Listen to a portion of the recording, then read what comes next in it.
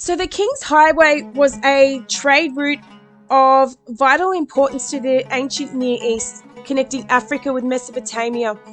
It ran from Egypt across the Sinai Peninsula to Aqaba, and then turned northwards across Transjordan to Damascus and the Euphrates River.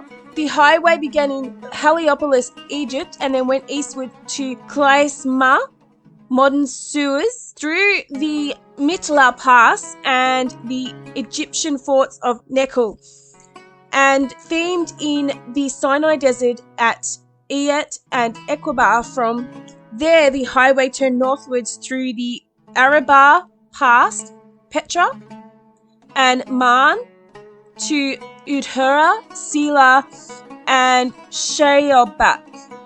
Sorry about the pronunciation, everyone.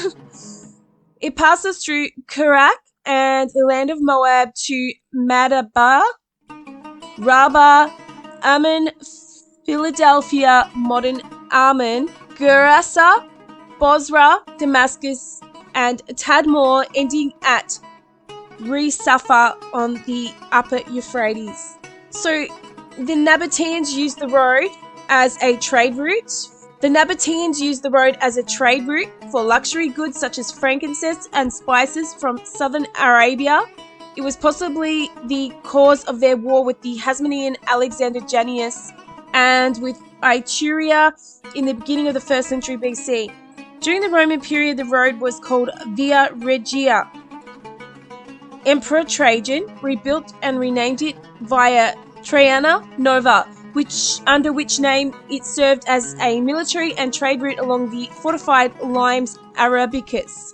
In the King's Highway in the Bible is alluded to in the book of Genesis, which recounts how an alliance of 4 kings marched along the highway towards the valley of Siddim from the north to do battle against another alliance of 5 kings from Sodom, Gomorrah, Admah, Zeboim, and Bela. The King's Highway is referred to in the book of Numbers, where it's related that the Israelites in their Exodus journey needed to use the road. They had left from Kadesh, requested right of way from the king of Edom, but were refused passage. He vowed he would attack them if they used the road. They even offered to pay for any water their cattle drank. Still, the king of Edom refused them passage and advanced against them with a large and heavily armed force. After making a detour and coming to the Transjordan area between River Arnon and the River Jabbok, they made the same request to the Ammonite king Sihon. And for the second time on the same road, they were denied passage, and King Sihon engaged them in battle at Jahaz, where they won the battle by the edge of the sword. As a result, they gained control of that land and to the north of it. The tribes of Manasseh, Gad, and Reuben subsequently settled those territories. Many of the wars of the Israelites against the kingdoms of the Transjordan highlands during the period of the Kingdom of Israel and its sister kingdom, the Kingdom of Judah, were probably fought at least in part over control of the highway. So it was an important highway. I'd just like to add here too that the Kingdom of Israel was split in two. It was the northern and the southern kingdom. So in the northern kingdom, we had the throne of Ephraim, and in the southern kingdom, we had the throne of Judah. So the northern kingdom of Israel, Ephraim, would be laid to waste. In Hosea 5, the prophets speak out against the sins of Judah and the northern kingdom of Israel. In the verse 9, he speaks of the northern kingdom, which also was called Ephraim or Samaria, as being destroyed, laid to waste. Hosea lived about 2,700 years ago, during the time that the Assyrian Empire was expanding its territory. In 722 BC, King Tiglath-Pileser III of the Assyrians invaded and conquered the northern kingdom. Later, Assyria relocated some of the people of the northern kingdom to other parts of the Assyrian Empire and replaced them with foreigners who had no ties to the land of Israel. Some examples of this are referenced in Ezra 4:2 and 2 Kings 17:24. During the time of Hosea, Israel had been divided up into two kingdoms, Judah, which included Jerusalem and was in the southern part of the biblical land of Israel, and the kingdom of Israel, which also was known as Ephraim or Samaria. After the Assyrian conquest of Ephraim, the northern kingdom ceased to exist, and the tribes of the Israelites who had resided there eventually lost their identity as members of Israel. And there's a lot of proof to prove that these tribes dispersed into the known region of Europe today.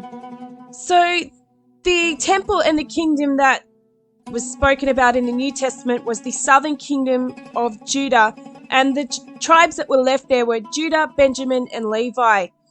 And after the death of Solomon, the kingdom was split into two. Jeroboam controlled the northern kingdom of Israel, which included 10 tribes. The rest was ruled by Solomon's son Rehoboam. He reigned over the tribes of Judah, Benjamin, and Levi, who served in the Lord's temple in Jerusalem. And there was also a temple in the northern kingdom. This temple is called Mount Gerizim. It says that Mount Gerizim temple isn't mentioned in the Bible. Worship on Mount Gerizim in reference to John 4:19-24, where Jesus speaks to the Samaritan woman. During their conversation, she asked whether people should worship at Gerizim or Jerusalem. She says, the woman said to him, "Sir, I see that you are a prophet. Our ancestors worshipped on this mountain, but you say that the place where people must worship is in Jerusalem." From this passage in the Bible and other historical texts, we see that the Samaritans viewed Mount Gerizim as their primary place of worship. And this temple was destroyed. So it was destroyed in 128 BC due to hostilities between the Jews and the Samaritans, and it was the ruler John Hyrcanus I. So when you're discussing Hebrews, a Hebrew is a person of Northwest Semitic language. Historically, it is regarded as one of the spoken languages of the Israelites. So the Israelites were the descendants of Jacob. They were Jacob's 12 sons. Jacob, who was renamed Israel. And later, as I just discussed, that the kingdom was divided in two after King Solomon, and the northern kingdom was called Israel and the southern kingdom was called Judah. So when we're referring to the Jews, it is a term that's given to the people of the southern kingdom of Judah. But as I'm going to discuss in this video today, we often refer to the people of Judaism today as Jews. And, it's a misconception that the land of Israel today should be called Israel because it doesn't combine the 12 tribes of the Israelites. So we can't technically call it Israel. And in this investigation, I'd like to say that I don't think we can even call it the land of the Jews, because the Jews were dispersed into the Roman Empire. But as I discussed in earlier videos, half of the Jews were not only the tribe of Benjamin and Levi, but they'd also become the people of the Idumean Edomite nations who had converted to Judaism, or who had converted to the faith of the southern kingdom in the War of the Maccabees, where they were forced to convert and be circumcised. It's documented that the Edomites or the Idumeans had infiltrated the group of Sadducees, and they were also on the throne of Judah. The Herods were of Idumean descent through Antipater the Idumean. And as I've discussed in my other videos, I believe that the red dragon, or the Edom, because Edom means red, is the people of the Idumean conversion, and they're ruled by these Herod kings. So the term Jew is a name that's been given to people of this faith of Judaism, that it descends from the original belief or religion of the descendants of the 12 tribes of Israel, or the 12 sons of Jacob. But in modern terms, it's not necessarily referring to all of the 12 tribes of, or the 12 descendants of the 12 sons of Jacob. And it quite possibly might not even be referring to the sons of the tribe of Judah. So Edom, or Udumai, the kingdom was supposedly founded by a branch of early Israelites, taking the territory centered around Mount Seir from the Book of Zered to the Sinai Peninsula. The border between Edom and its Moabite neighbor to the north was the Wadi Zered, while the kingdom's capital was at Bozrah, modern Busera in Jordan, a pastoral city to the southeast of the Dead Sea. The name Edom was a connection with the color red, with red rock, after the region's reddish sandstone perhaps being the favorite reason. It was also because Esau was born with a reddy colored hair, and it was all over his body. To the later Assyrians, the state was Udumai, while in Latin it was Idumea. All seem to be variations of the Egyptian name which mean the Red Land. Akkadian sources which date to the kingdom's earliest years of existence mention nomadic groups along the Transjordan highlands, whom they termed the Shutu. These groups extended deep into Mesopotamia, probably occupying the edges of the habitable zone there. Speculation about the Shutu mentions that the name may be a variant of the Egyptian term Shasu, Semitic cattle herding nomads who operated in a clan system with tribal chieftains. While the historical identity of these Shutu is unknown, they have been linked to the Moabites and the Ammonites. It seems the Edomites and the Moabites remained in Canaan, while the Israelites supposedly emigrated to Egypt in the 17th century BC. And both kingdoms fought against their return around 400 years later. Edomite succession was apparently not hereditary. Instead, it may have been elective. The practice is not known in ancient Syria and Canaan. A good source of wealth was the fact that Edom lay along the King's Highway, an important north-south trade route between Egypt, Syria, and Mesopotamia.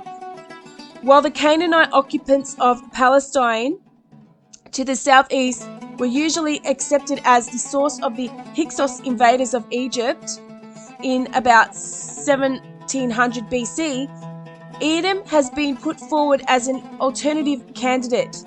Some scholars refuse to believe Edom existed as a state at all, while there is little evidence of a settled society before the 11th century BC. Chiefs of Edom. By around 1200 BC, during the chaos prevalent through the eastern Mediterranean coastal region, Egyptian control of the Levant had weakened considerably.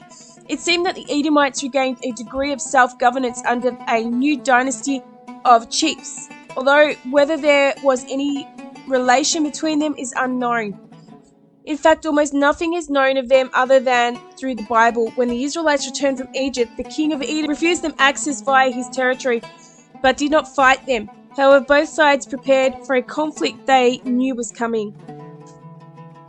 So following the Babylonian conquest of the Levant, large numbers of people were shipped off to endure captivity. With good land having been made available, the Edomites migrated northward to settle the Hebron, which the Romans called Idumea. The Moabites may similarly have migrated northwards, but they seem to have lost their identity as a result. This movement allowed Arab tribes to venture northward from their desert territories, with the result that the Kedarites and the Nabatew became players in international politics during the 7th and 6th centuries BC. The Edomites remained in Hebron and prospered for more than 4 centuries, independent from 539 BC to around 275 BC. After they had probably fell under Egyptian control, followed by Seleucid and Roman rule. By the 2nd century BC, they possibly made up the majority population of Western Judea. In 2000 to 195 BC, in order to achieve this part of a treaty with Philip V of Macedonia that was designed to carve up Egypt's colonial possessions, Antiochus III of the Seleucid Empire invaded Coel, Syria. This triggered the 5th Syrian War, which saw Ptolemaic general Scopas defeated at Panion, near the source of the river Jordan in 200 BC. This gained Antiochus control of the Palestinian and Phoenicia, which included the city of Miletus. The campaign ended in a peace deal in 195 BC, which gained for Antiochus permanent possession of southern Syria, which included Idumea, while Ammon took advantage of the shift in power to declare its own independence. So the Edomites were the descendants of Esau, the firstborn son of Isaac and the twin brother of Jacob. In the womb, Esau and Jacob struggled together, and God told their mother Rebekah that they would become 2 nations, with the older one serving the younger.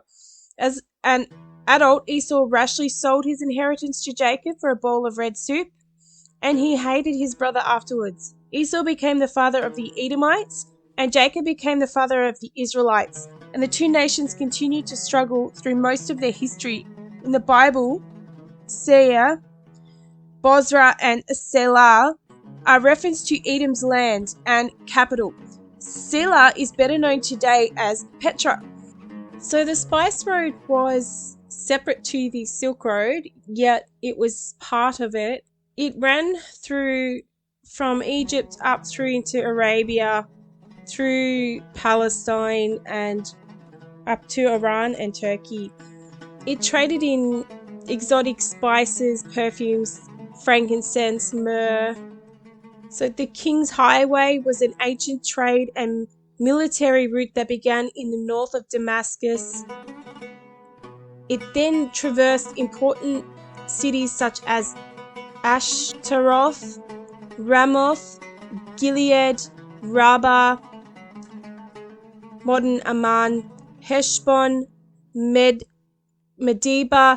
Dibon, Ker, Harosheth, and Bozrah, before stretching further south to the Gulf of Aqaba, port of Ezion Geber. Cities near the King's Highway include Edrei in the north along the Punon, and Petra, Selah in the south.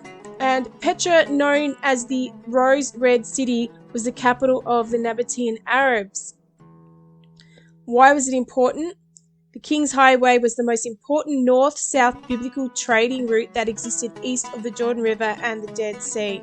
Caravans conveyed spices, perfumes, precious stones, cattle, and other goods from the Arabian Peninsula along the route.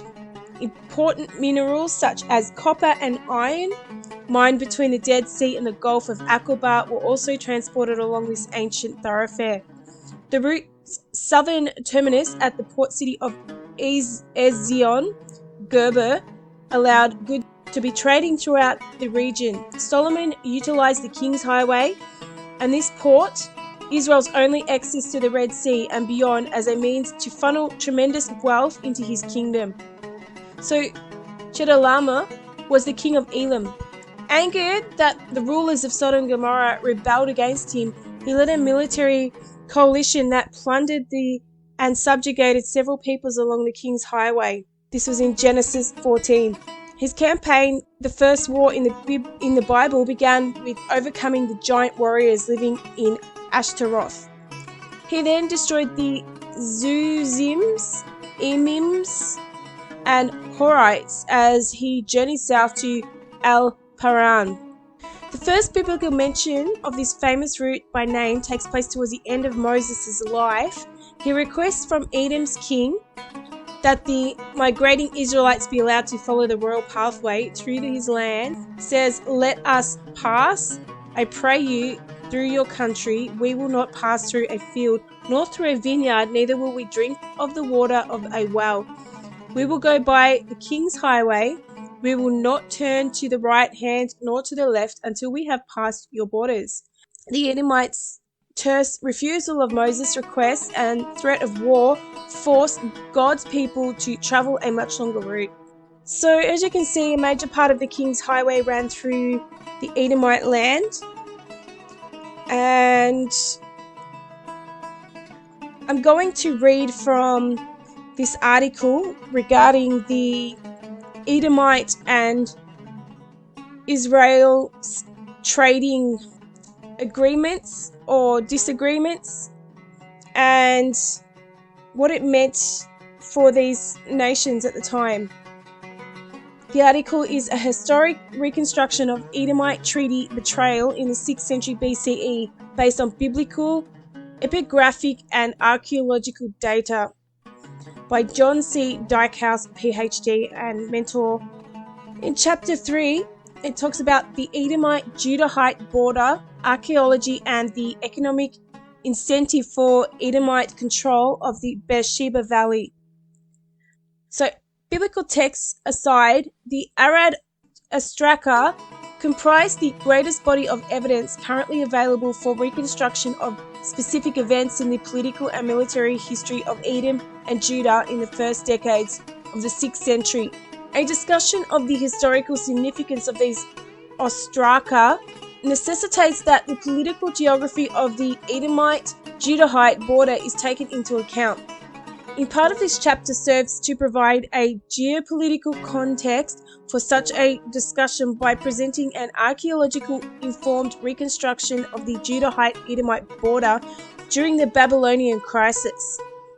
A related purpose of this chapter is to consolidate some information related to an often made suggestion that economic concerns were likely a key factor in the history of Judahite-Edomite hostility. Results will show that by the dawn of the 6th century BCE, an economic incentive existed for control of the Beersheba Valley and the Judahite Negev, and that Edom was in geopolitical position to capitalize on the demise of Judah at the time of the Babylonian assault on Judah in 588 to 586 BCE. The purpose of this chapter are encumbered by difficulties. The available data do not allow a precise reconstruction of 6th century trade passing through the Negev.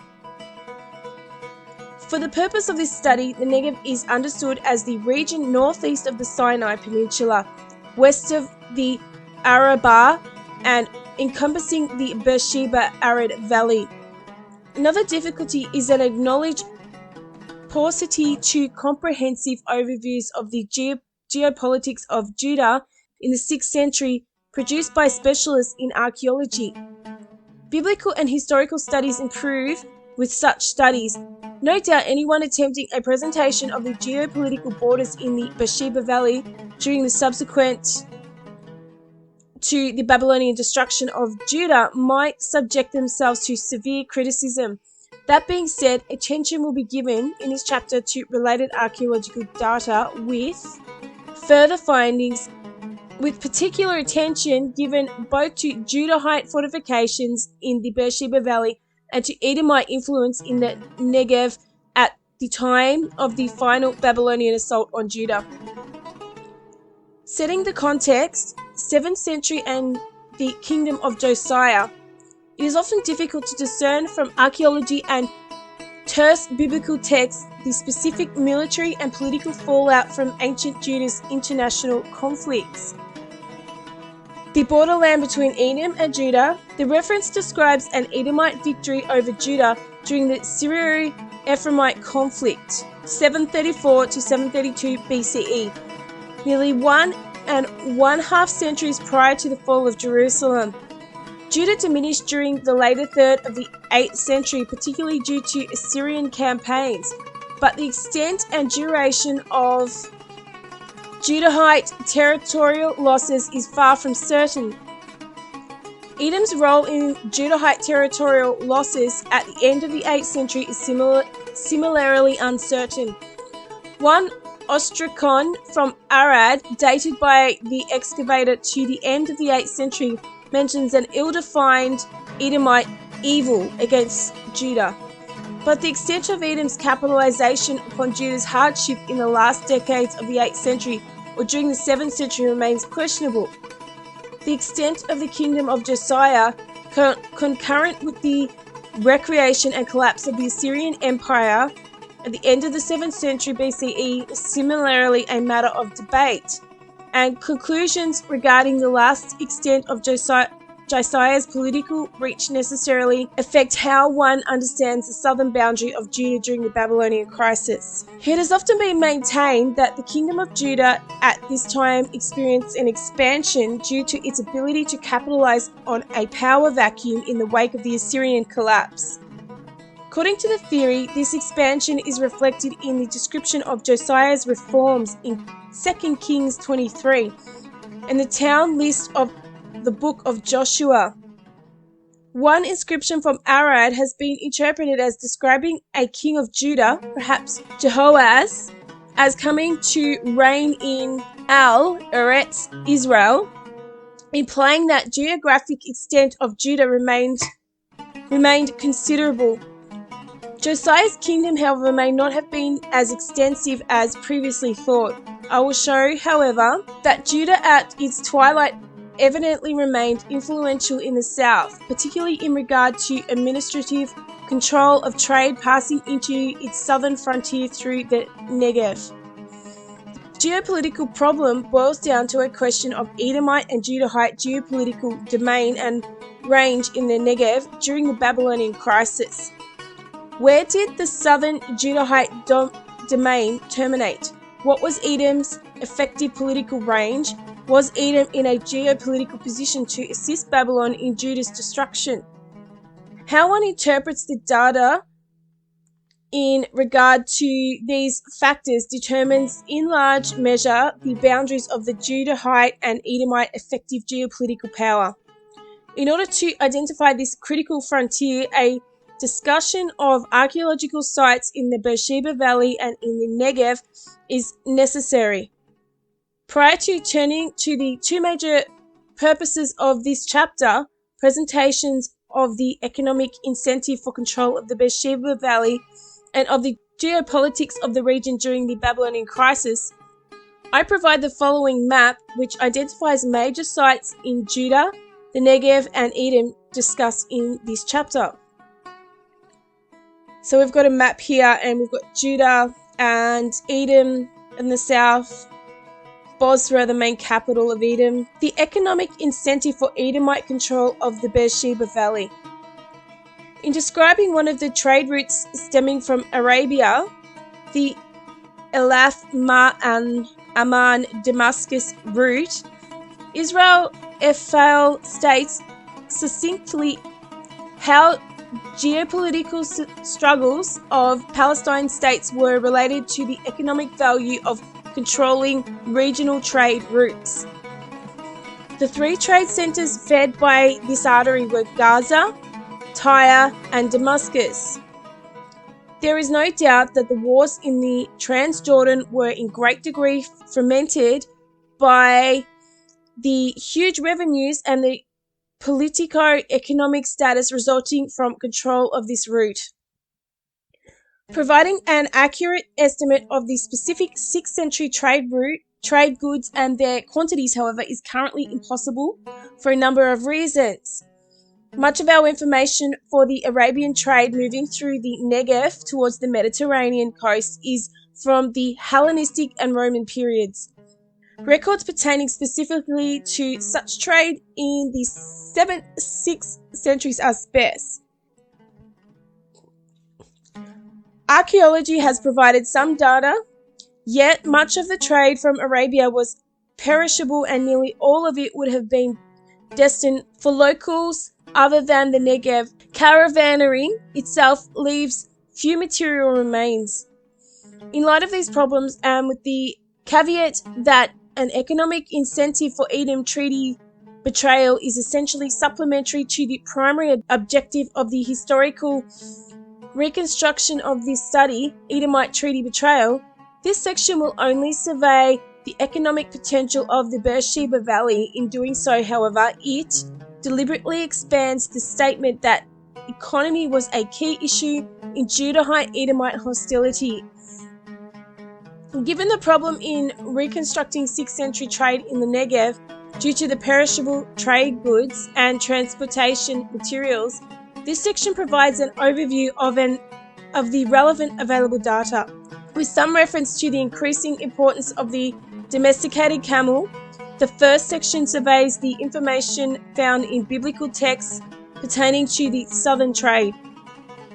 This survey sets the context for the discussion of the importance of trade in the region, exemplified by a presentation of 8th century Beersheba and Antigonus Monopathalamus 4th century campaigns against Nabatea.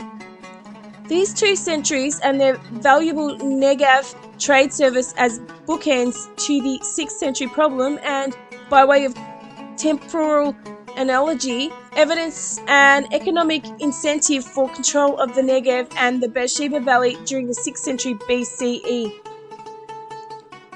Biblical text suggests a wealth of trade passing through the Negev. Tradition states that in the same time of Solomon, gold and Ophir, precious stones, incense, and other exotic goods were imported to Elath at the mouth of the Gulf of Aqaba. With Tyrian assistance, some of this trade arrived via maritime endeavours. The chronicler expands the list of goods David accumulated for purpose of temple building. Some texts would have us believe that a spice trade was operative well before the 8th century, when caravaneering increasingly made use of domesticated camels. Trade was no doubt funneling through the port at the Gulf of Aqaba by this time, and the Negev would see a variety of goods moving towards distant clearinghouses and markets. In Amos 1 verse 6, which describes trade between Philistia and Edom, and which may pertain to the 8th century, suggests in a manner not unlike Obad 14 that precious cargo included humans. So we have an early slave trade. None of these texts, however, necessarily pertain to the trade of the 6th century, despite the reasonable inference that a similar variety of trade goods would have moved through the Negev at that time as well. Ezekiel 27, a proclamation against the Phoenician city of Tyre, includes the fullest single biblical list of trade goods ostensibly pertaining to the 6th century. Beginning with verse 16, we find a register of trade goods and trade centers, many of which have southern orientation. If the list is an historically reliable account of the types of goods streaming from points with the orientation south and southeast of Tyre, we can safely assume that many of these type of goods were channeled through the Beersheba Valley. As has been suggested, the Judahite fortifications may reflect a vested interest in protecting the flow of these goods. During times of regional political stability, administrators of the fortifications would have had relatively high access to a wide variety of commodities, valuables, and exotic goods. In short, biblical texts support the position that an economic incentive existed by the 6th century BCE for control of the Beersheba Valley and the Judahite Negev. Analogues evidence 8th century Beersheba and Nabatea in the Hellenistic period. Tel Beersheba, an 8th century trade gateway. The site of Tel Beersheba, an administrative center rather than destination market for the goods traversing the valley, never recovered as a principal administrative center subsequent to its destruction at the close of the 8th century, paralleling the reference to trade in the text described.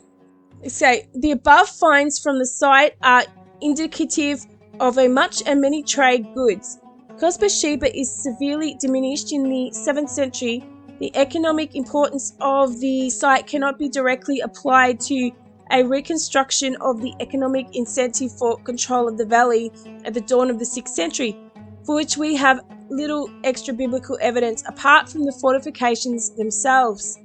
What is applicable, however, is its reflection of the developing regional and international trade moving through the Negev and the Beersheba Valley.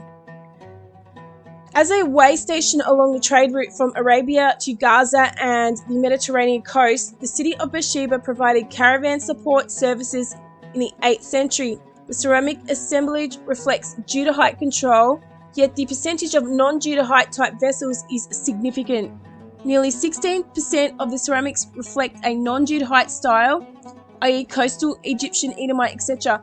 And the fact that nearly all of these vessels appear to be local manufacturers suggests that cultural contacts were such that a diverse population was incorporated various pottery styles into the local economy.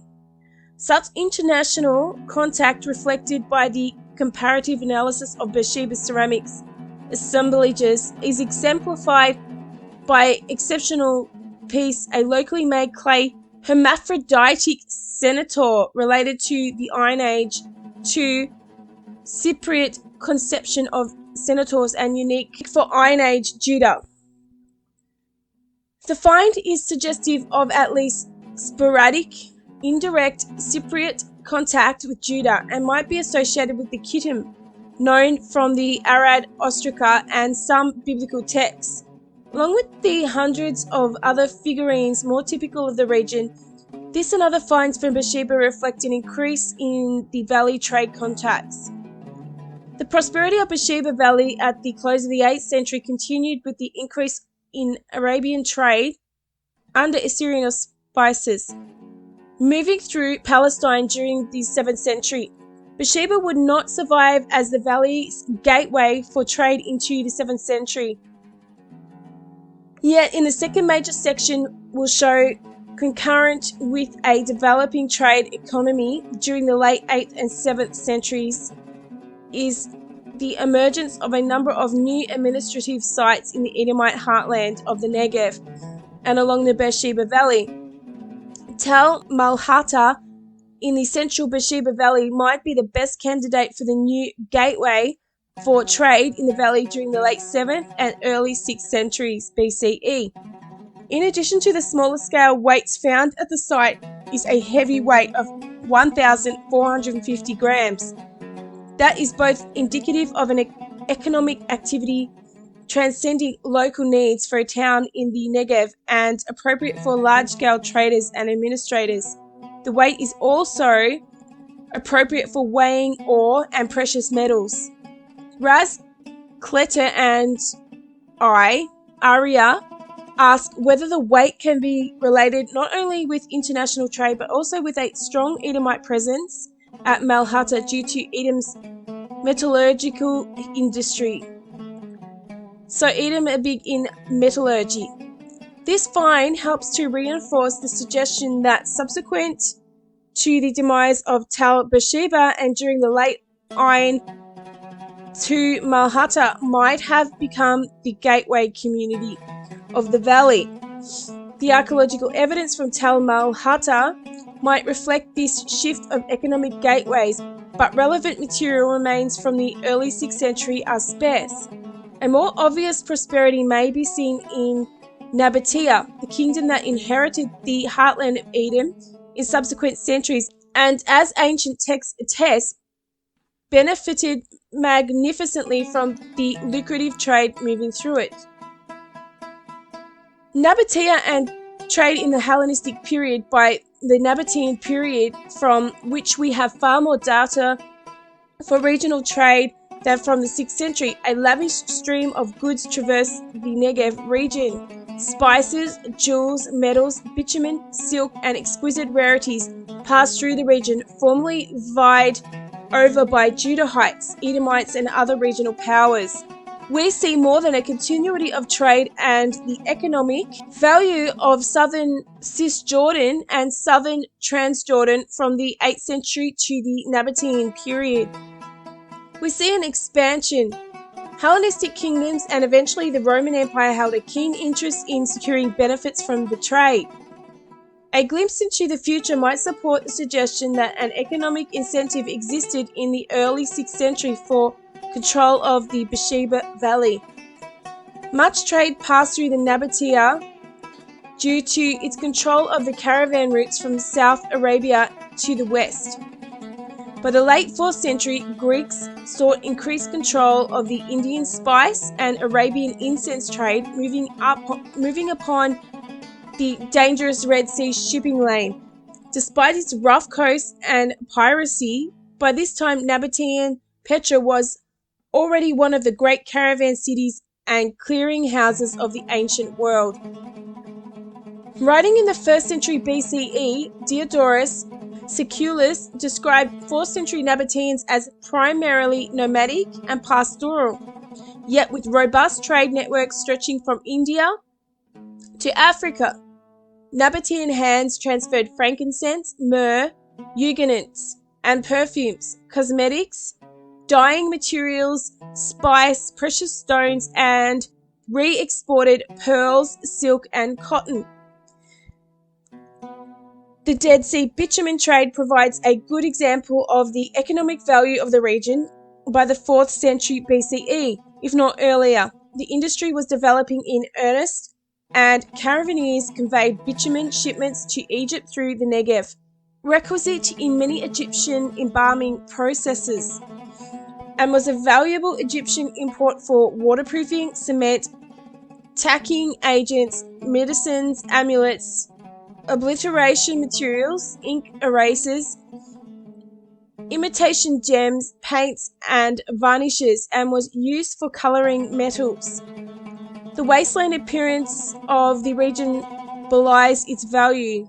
By 312 BCE, one of Alexander's successors, Antonius Monophthalmus, was in geopolitical position to attempt control of this wasteland. With his kingdom stretching from portions of the Greek mainland through Asia Minor and unto Gaza, a main clearinghouse and market for the Arabian trade. See Pliny 12:32-63. Antonius sent 2 campaigns against Nabatea. The campaigns, however, were disastrous and resulted in tremendous expenditure, catastrophic losses due to surprise attacks, and few economic rewards. Question for the current study is as follows. Why did Antonius sidestep his conflict with Ptolemy I by committing large forces to a conflict with Nabatea? It is clear that Antonius aimed at a self-sufficient, robust economy, and his holdings and access to resources in the Eastern Mediterranean attest to this aim. It is likely that the Nabatean campaigns, as well as the later Dead Sea bitumen endeavour, were components of an Antigonid attempt at economic supremacy. Antigonus failed. His kingdom contracted, and with his death at the Battle of Ipsus in 301 BCE, his once great holdings were parcelled out by the kingdoms of the anti-Antigonid alliance. Had Antigonus, not sure, been successful, the Antigonoids would have controlled vast resources and the economy of the Eastern Mediterranean, and would have been economically positioned to be victorious in the so-called War of Successors. As the Nabatean campaign began, Antigonus Monophthalmus was nearing domination of the Eastern Mediterranean. Postponing as he did his advance against the inferior Ptolemy, we can infer that Antigonus envisioned a tremendous economic incentive in control of Nabatean lands. Had he succeeded, a reunified Greek kingdom was within sight. Tel Beersheba in the 8th century, Malhata in the late Iron II, biblical texts and an analogy of Antigonus' 4th century campaigns against Nabatea attest to the wealth in the wilderness. Astute regional opportunists and profiteers in the early 6th century, whether individual or national, whether Judahite, Edomite, or otherwise, could comprehend committing vast resources in a high stakes attempt to secure greater benefits from the Negev trade passing along the caravan routes connecting Egypt, Gaza, and Arabia, and entering the wasteland via maritime endeavors channeled into the Gulf of Aqaba. There should be little doubt that both Judah and Edom saw an economic incentive for control of the Negev in 588 BCE. An important question is whether Edomites were in geopolitical position to act on such an incentive. The political geography of the biblical Negev at the start of the 6th century. Early 6th century Judahite fortifications in the south. From Arad to Kadesh Barnea, a line of Judahite fortifications, excavators of the Judahite sites of Arad and Kadesh Barnea have proposed that a line of Judahite fortifications stretching from Arad to Beersheba existed into the 6th century. The principal excavator of Arad suggests that these fortifications served in part as way stations for Judahite supply and control of portions of the Negev. Arguably, this line of way stations is the biblical way of the spice, lit way of the footprints, by which early Israelites supposedly reconnoitered Canaan in Numbers 13, 14, and especially 21. Excavations at Kadesh Barnea suggest that the site operated under Judahite control until the end of the First Temple period, despite the pressure of the Babylonian Empire. In short, excavators have suggested that Judah retained operational control over these sites and accordingly over some stretch of the Negev. The long reign of Manasseh and the biblical description of the reign of Josiah have been used as evidence for dating the Judahite resurgence into the Negev. As we have seen, however, the lasting effects of the Judahite resurgence under Josiah are questionable. Whether Kadesh Barnea remained a Judahite site until the final Babylonian assault in 588 BCE is important to determine Judah's southern border. Had it already fallen from Judahite hands into the Egyptian or Assyrian control? Rectangular fortress ever Judahite? Kadesh Barnea occupies a strategic position along a road leading to the southeastern Mediterranean and bypassing Beersheba Valley. Accordingly, the amount of Judahite administrative influence over the trade moving through the Negev is determined in part on whether it controlled the site. If Judah held Kadesh Barnea, then a line of Judahite fortifications from Kadesh Barnea to Arad would monitor the major Negev trade routes heading to the Mediterranean from the southern Transjordan. Apart from the one most southern, which runs west from Elath through to Sinai and may have seen increased use during times of political turmoil within the Palestinian states, if Kadesh Barnea was not destroyed until the Babylonian assault on Judah in 588 to 586 BCE, then it seems reasonable that the way stations running between Arad and Kadesh Barnea would have similarly remained under Judahite operational control until the fall of Judah. Alternatively, if the Kadesh Barnea was not Judahite, it would be one stop along the route to the Mediterranean, effectively bypassing Judah. If such were the case, Kadesh Barnea would most likely be under Egyptian control during the 6th century. Accepting the view that Josiah's kingdom did not include Kadesh Barnea, David Ussishkin has suggested that the fortress was not a Judahite construction, due in part to the pottery assemblages having late Judahite characteristics and found beneath destruction debris. Ussishkin considers Kadesh Barnea to be an Assyrian-initiated and ultimately Egyptian-controlled fortification garrisoned by allied Judahite soldiers. The significance for the Negev trade economy is that the Kadesh Barnea was Egyptian-controlled yet Judahite garrisoned. Little revenue from the trade taxation would likely be funneled to Judah. Obviously, the previous 2 decades have seen a number of positions In this study, no determination is made as to who retained operational control of Kadesh Barnea in 588. No doubt Judahite control of the Kadesh Barnea would result in greater revenues for the kingdom. If we accept that Kadesh Barnea survived until the final Babylonian assault, then two basic options remain. Either Judah controlled a line of fortifications stretching from Kadesh Barnea to Arad, or the line of Judahite fortifications did not stretch deeply into the western Negev, which would have been under relatively greater Egyptian control. In short, Kadesh Barnea was either within the domain and operational control of Judah or under Egyptian operational control. In either case, the Beersheba Valley would remain economically important for trade. A problem with Judahite En-Hazivah during the 7th through 6th centuries BCE, En-Hazivah has a small fort or caravanserai that replaced a rather large and fortified Judahite administrative village in the eastern Negev. Protecting trade and trade routes, the fortress occupies a strategic location at the intersection of four major roads: east to Edom, south to the Red Sea port of Elath, west to central Negev, and north to the Beersheba, Arad Valley, and Jerusalem.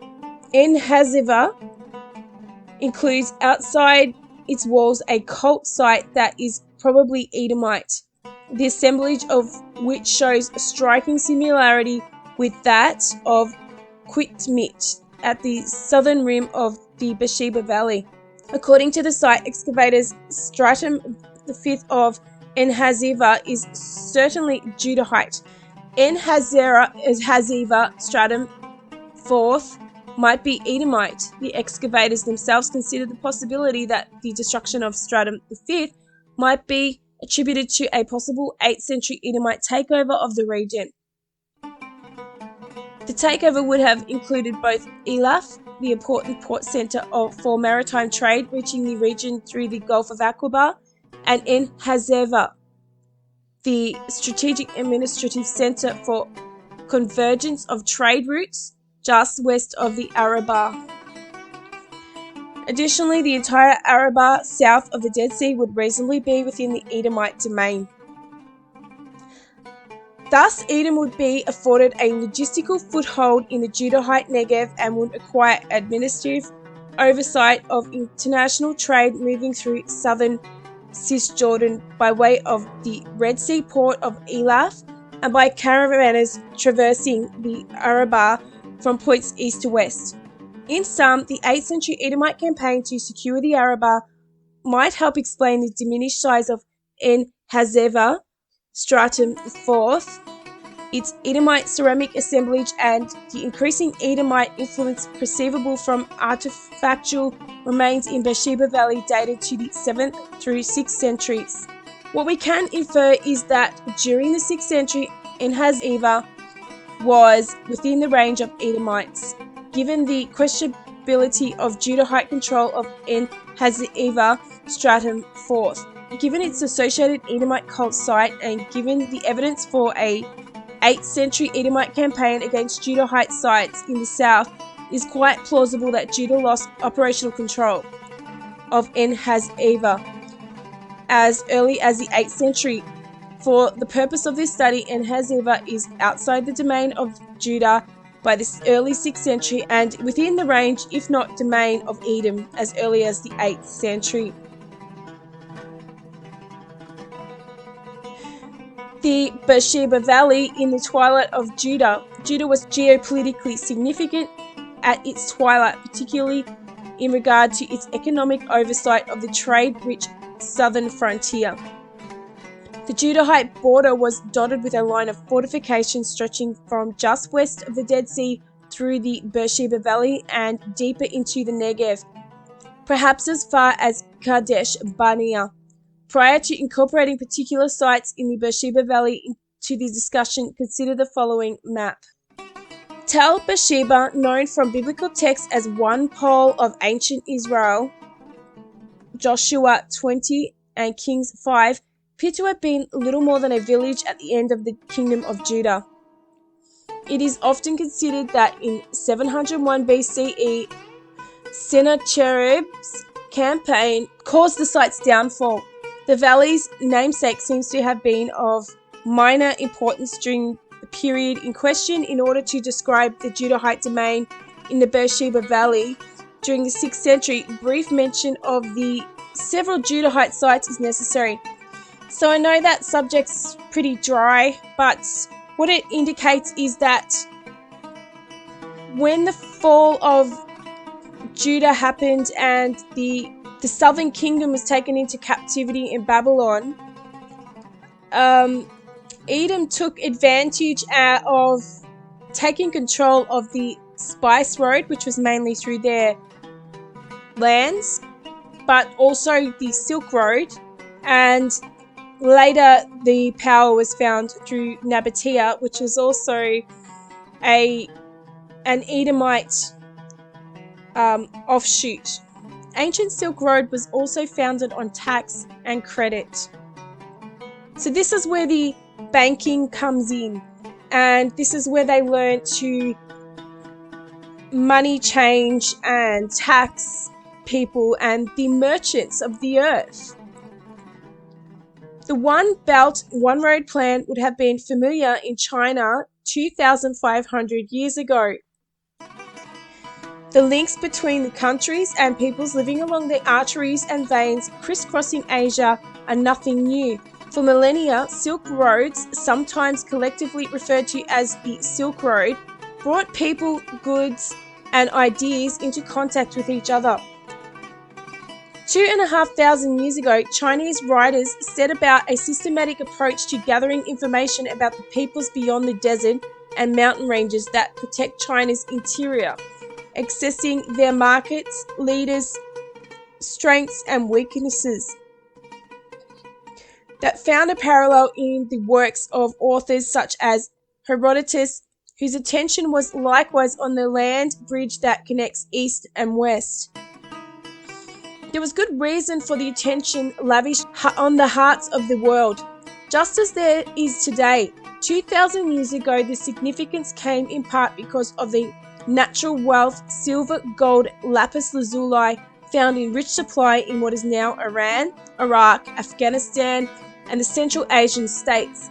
The great cities such as Samarkand, Mosul, and Merv offered great commercial opportunities thanks to their large, rich elites.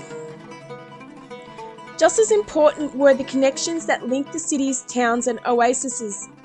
Control of these arteries allowed empires to be built and were crucial in their fall.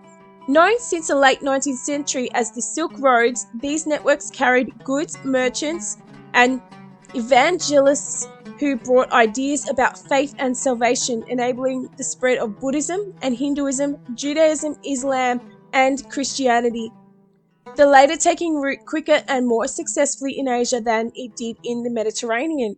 Trade, though, was the oil in the engine of vibrant exchange over many centuries. Those who were able to build credit networks did particularly well.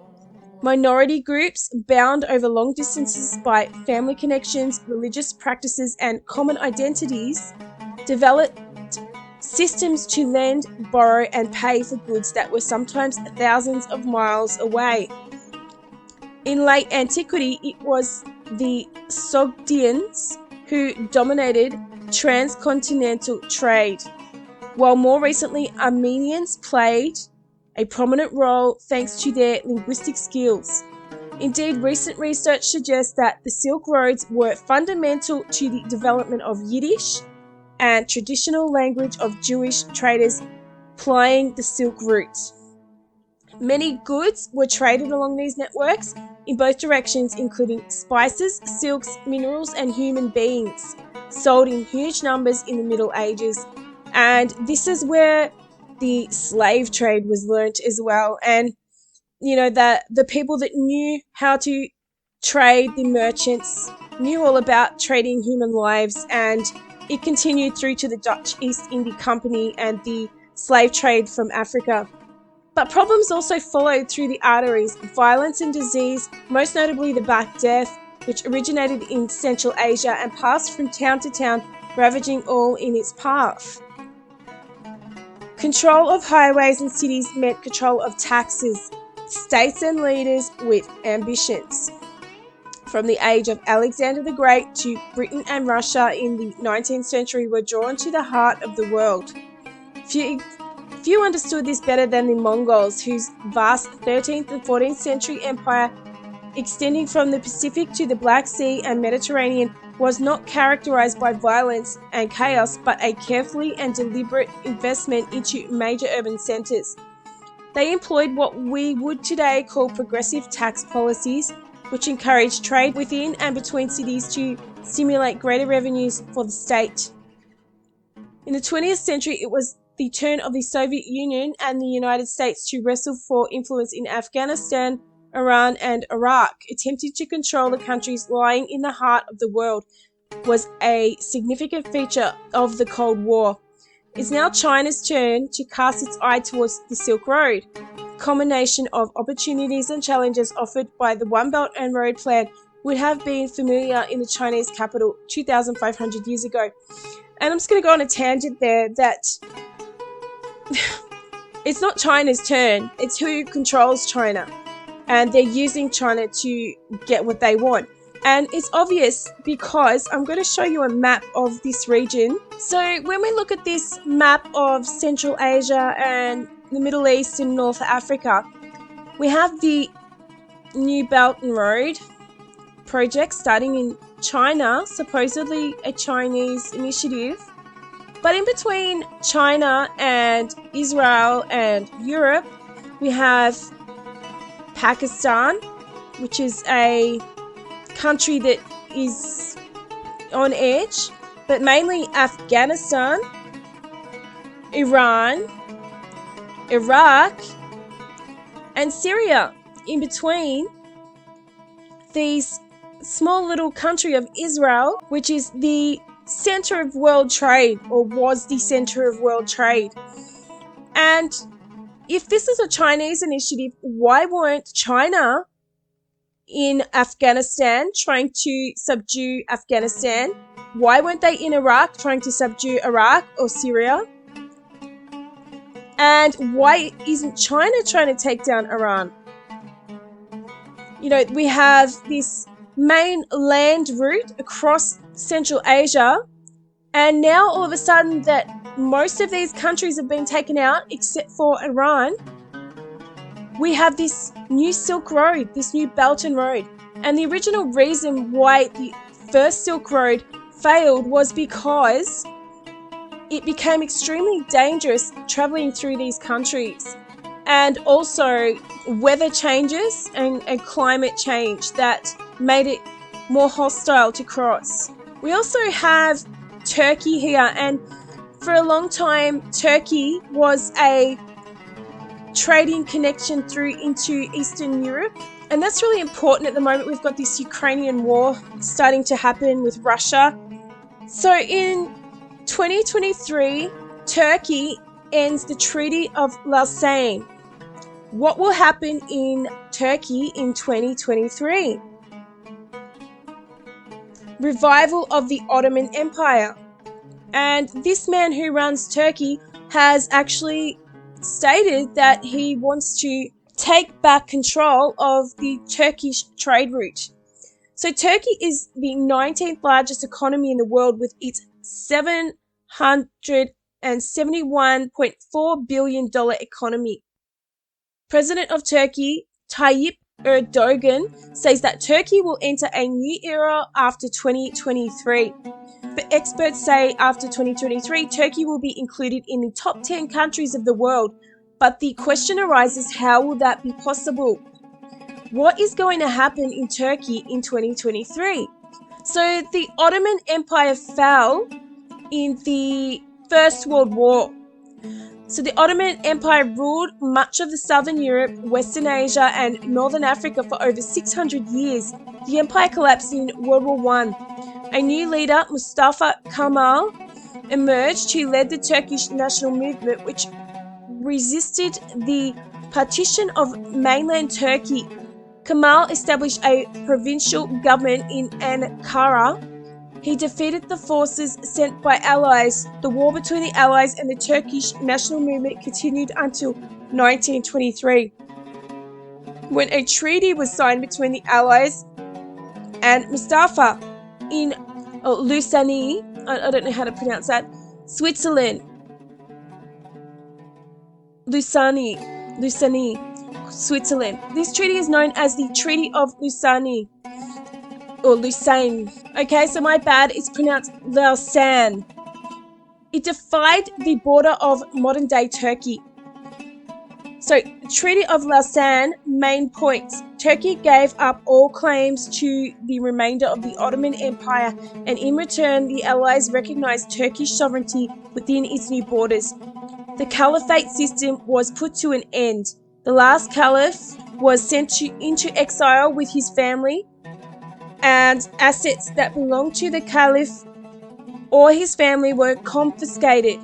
Islam was banned and Turkey was made a secular state.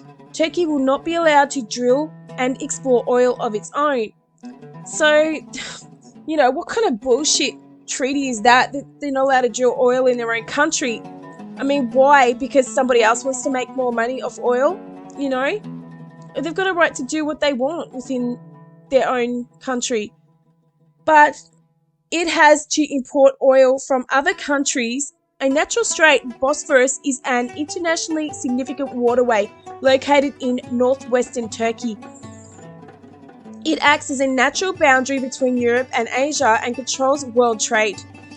In the Treaty of Lausanne, it was declared international, which simply means Turkey cannot impose taxes on the ships that pass through this waterway. So, I'm wondering if this Ukrainian war is a prequel to what will happen in 2023 with Turkey, because Turkey have indicated that they want their property back. According to international law, Treaty of Lausanne will expire in 2023, as the law states that no treaty can be implemented for more than 100 years. The 2023 would be revolutionary for the Turkish, as President Erdogan himself says that Turkey will enter a new era after 2023. Turkey can drill its own oil, has become the world's most important source of energy since the Industrial Revolution. Turkey can impose taxes on the Bosphorus Strait. So this is really important for this Belt and Road project, because they want to take their trade through Turkey and off into Eastern Europe. And they are blocked by Russia in the north, although I'm not sure if they're playing a Hegelian game with Russia. But still, everybody wants to be top dog, and despite the fact that these people are probably all distantly related, they still want to be top dog. So Turkey can claim its territory over Saudi Arabia, Libya, Egypt, Sudan, Iraq, Cyprus, and the Levant. Turkey can also claim its right on the holy cities Makkah and Medina. After World War I, Mustafa Kemal Pasha put Islam aside. He banned the scarf and declared Turkey a secular state. So if this is just purely a Chinese dream to control the world trade via this Belt and Road project, I just want to ask, why was it America and the Commonwealth nations, my country, fighting in these countries like Afghanistan and Iraq, and trying to take control over North Africa, Libya, all of these countries that they want these trade routes running through? Why wasn't China in there doing it?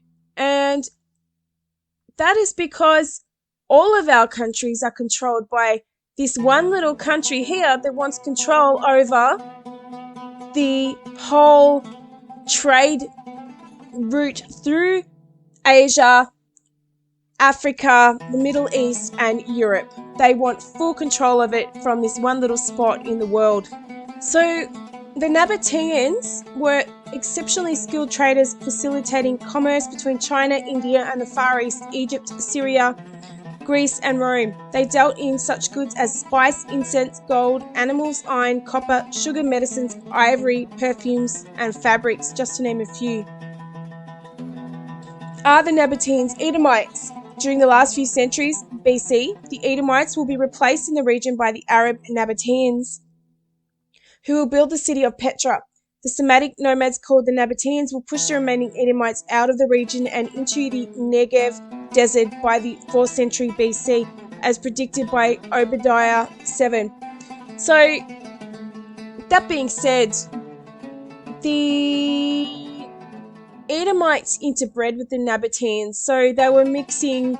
King Herod's mother was a Nabatean, and Herod Antipas was also married to a Nabatean woman before he left her for Herodias.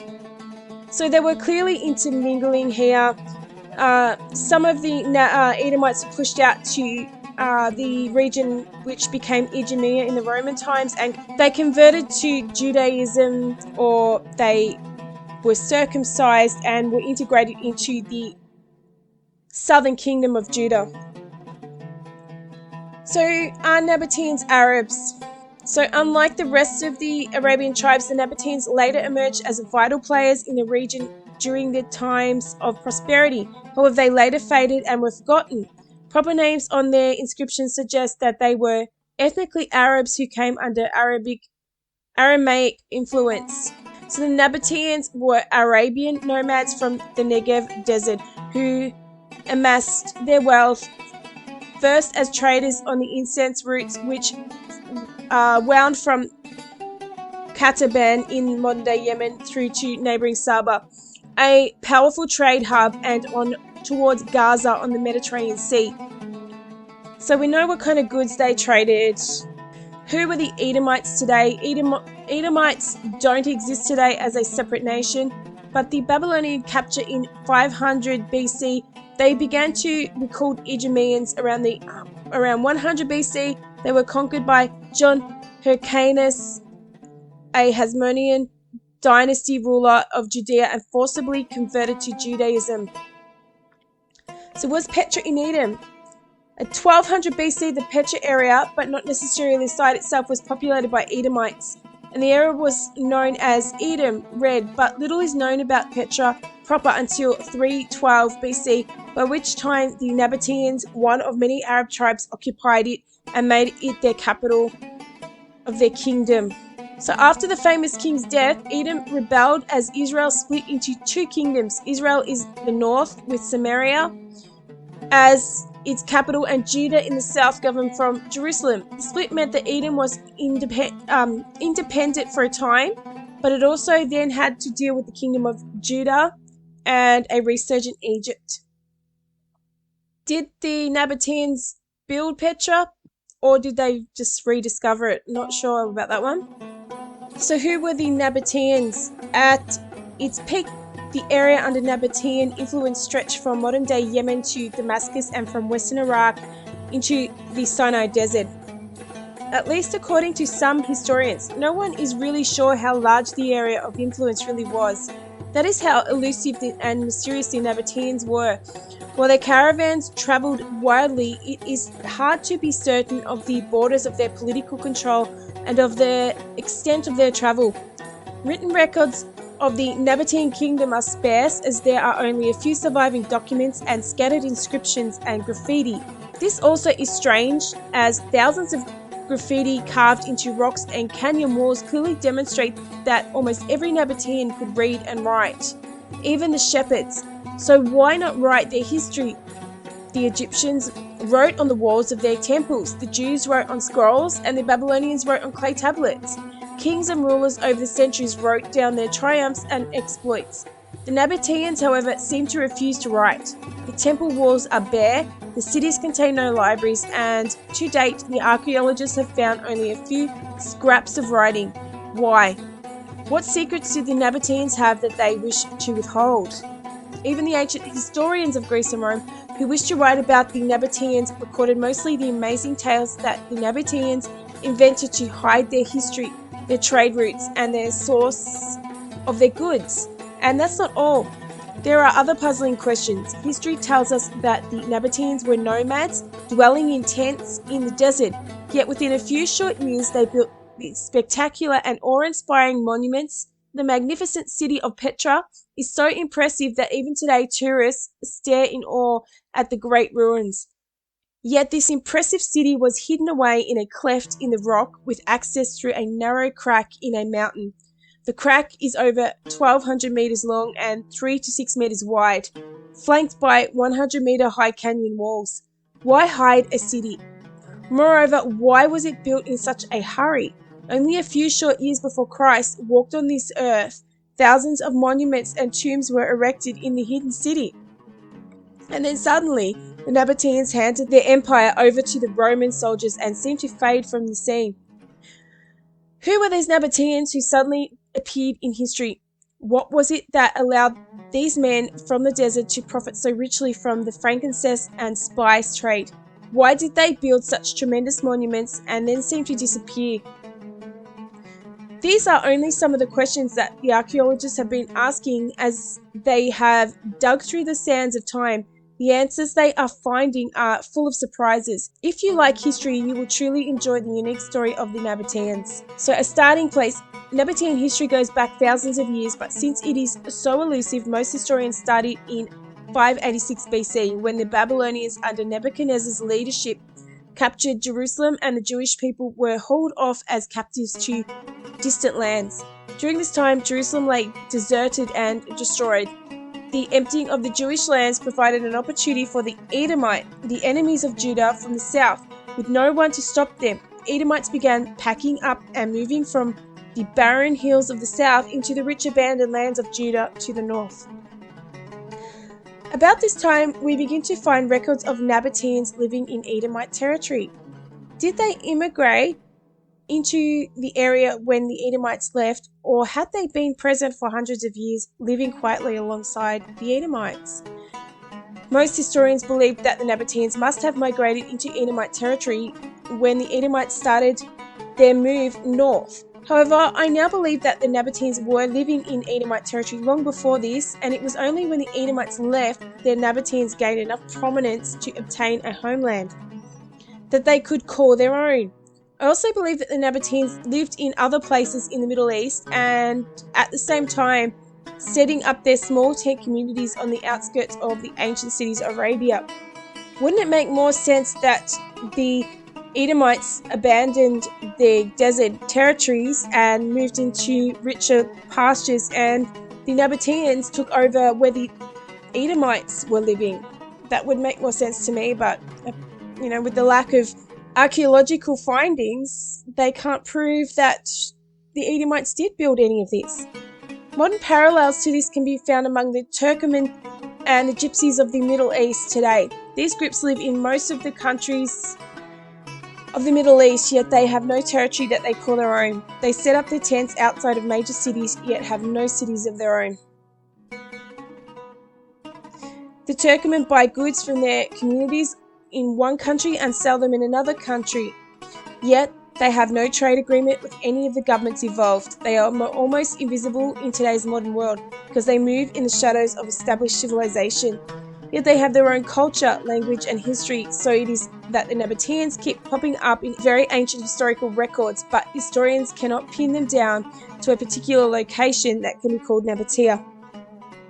In their early history, they quietly carried goods from one place to another, selling them at local markets, but never establishing diplomatic ties with the great historical empires. They lived on the margins of society, and people saw them as such and left them alone.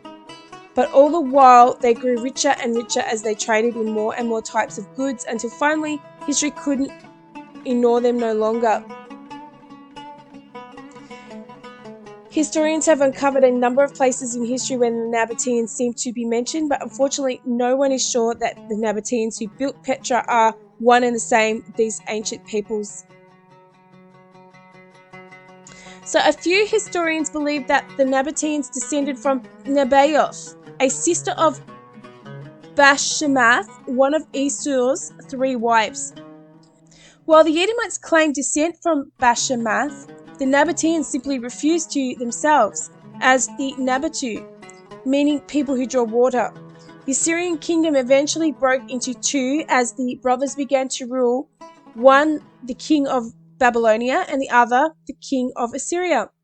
In 652 BC, conflict broke out between these two brothers, and in support of the Babylonian king, the Quirites invaded Western Assyria, where were defeated and fled to Natnu, the leader of the Nabayat, for safety, and described in the records of Esarhaddon. Later, the Quirites and the Nabayat attacked the western borders of Assyria, but were defeated. After their defeat, Natnu's son, Nahuru, was declared the leader of the Nabatu. However, we do know that in 586 BC, as the Edomites began a gradual migration north, the tribes of Arabia also began to move northward. From their port city of Ayila, Aqaba, it was only a short move inland for the Nabatu to occupy the gradually emptying land of the Edomites, eventually making it the heart of the Nabatean Empire. Although the chronology is not yet clear, it appears that some Edomites remained behind. Those that emigrated into Judea became known as Idumeans. These were some of the people that opposed the Jews during the rebuilding of the temple at Jerusalem under Ezra, and later the rebuilding of the city walls of Jerusalem under Nehemiah. However, in the Edomite territory, Nabatean culture quickly replaced the Edomite culture, and the Nabateans became predominant. When did the Nabateans actually arrive? This is hard to answer. It seems that the Nabatu had a practice of setting their tents a few kilometers from major cities. For instance, they did this at Silah, just outside of the Edomite capital of Busheria. They did this at Media in Selah, located 12 kilometers from Dedan, modern Al-Ula, the ancient capital of the Thamuds and Lehinites, who lived in Saudi Arabia. They also did this at Genesos, just a few kilometers south of the ancient port city of Gaza. Even after the Nabateans replaced and absorbed the Edomites, ties between the Idumeans and the Nabateans continued, as is illustrated by the family of Herod the Great, whose father was an Idumean and his mother a Nabatean. So it appears to me that despite the fact that they want to make a distinction between these people, the Arabian Nabateans who moved north infiltrated and integrated with the leftover Edomites. And Edom was made up of Esau, who was a Hebrew, or he wasn't an Israelite because Jacob was Israel, but he was the same genetic people. And he married the Hittites and the Canaanites. So he was made up of, the people were made up of a mixture between these Hebrew people and the Arabian people of the area. So, you know, we could pretty much say that the Edomites and the Idumeans and the Nabateans are pretty much the same people. Maybe a few cultural differences, but genetically very similar. It appears entirely possible that during the 7th century, Edom and Judah, along with Arab caravaniers and to some extent local pastoralists and agriculturalists, were not engaging in hostilities but in an economic cooperative of trade route facilitation and contribution. A mutually beneficial trade economy was emerging from which Assyria skimmed a lion's share, directly through taxation and indirectly through the reception of tribute. Edomites, Negev pastoralists, Arab caravaniers, and others were probably mostly reliable trade partners, bringing goods from the spice lines of Arabia, the Red Sea port of Elath, the Dead Sea region, and the metalworking facilities throughout the Arabah. Questioning the assumption that the Edomites' presence was generally hostile appears appropriate. The Fortifications might help deter an invasion, but their more regular function was not to fend off national assault, but to protect, administer, and benefit from trade. A critical point of disagreement, as I see it, does not exist in the nature of the 7th century Edomite-Judahite relations, but in how Edom acted during the Babylonian crisis in respect to those recognized and rather long-standing relations. What seems clear from the archaeological data is that Edom had a foothold in the Negev and an established history of the ability in gleaning economic rewards, along with Judah, from trade route enterprises under an imperial aegis. So the conclusion: Edom's geopolitical position and economic incentive for hostility. Trade caravans passing through a monitored domain could expect to yield a percentage of their value for the right of passage. Building upon significant trade connections known from earlier centuries, a remarkable and expanding trade network was developing through the Negev by the 7th century. This expansion of trade network capabilities might have been facilitated by a dramatic 7th century increase in the number of camels used for the transporting of goods and with the introduction of superior pack saddles. Indeed, camels were becoming increasingly prized both as resources and as the targets of marauders. If Malhata was within Edomite range and En Hazeva was adjacent to or within its domain, then could not Edom have been involved in the camel caravans, perhaps as the paid escorts of caravans moving towards the Beersheba Valley from Araba? Edomite cult sites at Kitmit and En Hazeva could serve as worship spaces for Edomite merchants and caravan escorts operating at the fringe of the Edomite domain and away from their homeland cult centers in the eastern Araba and the Edomite plateau. Through Edom's cooperative ventures with caravanners, Judahites, and others engaging in the lucrative South Arabian trade network, the Kingdom of Edom had gained logistic, economic, and military experience in the Negev by the dawn of the 6th century. The ensuing question for the current study is, of course, how Edom used this experience during the Babylonian assault in 588 and 586 BCE. In a fascinating footnote, Oded Lipschitz suggests that people other than the Babylonians may have been responsible for some of the destruction in southern Judah. The Babylonians concentrated their efforts on Jerusalem and also destroyed the forts of Judah western border, but it is doubtful that they had an interest in waging military campaigns deep into the southern and eastern frontiers of the Kingdom of Judah. It is possible that some of the destruction was caused by auxiliary forces drawn from the armies from the region's kingdoms, but there is no historical evidence to confirm this. As the southern frontier was of considerable economic value, it seems unlikely that Babylon would be altogether disinterested in what kingdom came into control of the region. Lipschitz has posited, albeit vaguely, a specific event that this dissertation seeks to reconstruct, acting as auxiliaries, a regional kingdom engaged in hostile activity against southern Judahite positions. Given the thesis at hand, evidence for Babylonian intervention in these sites is understandably lacking, and the allied subject, kingdom by design, would probably have as their zone of operational control and activity this southern frontier of Judah. What group was in a geopolitical position to act as auxiliaries in the region requiring administrative prowess over critical trade routes? The pastoral nomads of the southern frontier? Transient caravanners and Arab tribes? These seem less likely than Edomites, as the following discussion would make clear.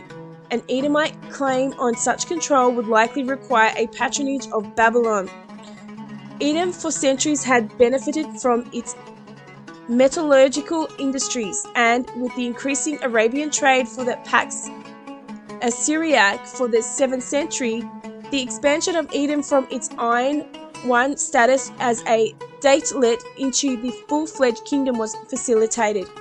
By the end of the 7th century, Edom had national experience in industrial copper mining, modest agricultural and pastoral resources, international trade, and Assyrian sponsorship, which is readily perceived through Edom's regular paying of tribute. And I'd just like to add here the connection between the Jewish bankers and the money changers and goldsmiths and metallurgists of the Middle Ages. And they did have a good skill at this trade. And I'm wondering if the connection here is from the Silk Road and the Idumean converts to Judaism. Loyalty to Assyria and proximity to the King's Highway east of the Arabah provided Edom stability and national benefits. It is not likely that the Negev was dominated by Edom at the dawn of the 6th century, yet it may have been regularly crossed by Edomite military squads serving as caravan escorts from Elath and the Edomite heartland to En Haziva and into Beersheba Valley. Given the Edomite finds in the Negev and the Beersheba Valley region, Edom appears to have had sufficient social and political complexity to allow it to exert some organized influence in the Negev upon local pastoral nomads and agriculturalists, some of whom already had a history of cooperation, if not allegiance, to Edom. Regular Edomite passage through the Negev south of Beersheba Valley suggests that Edomites worked together with the pastoral nomads and agriculturalists of the Negev and others at some Beersheba Valley centers, including Qitmit and Malhata.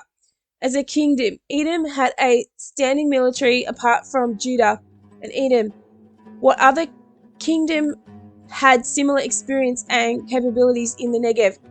Setting the possibility of Egypt aside, Edom was the sole political power in the Negev region with direct trade network experience and sufficient administrative, logistical, and military capabilities to assume operational control of the Beersheba Valley following Judah's demise.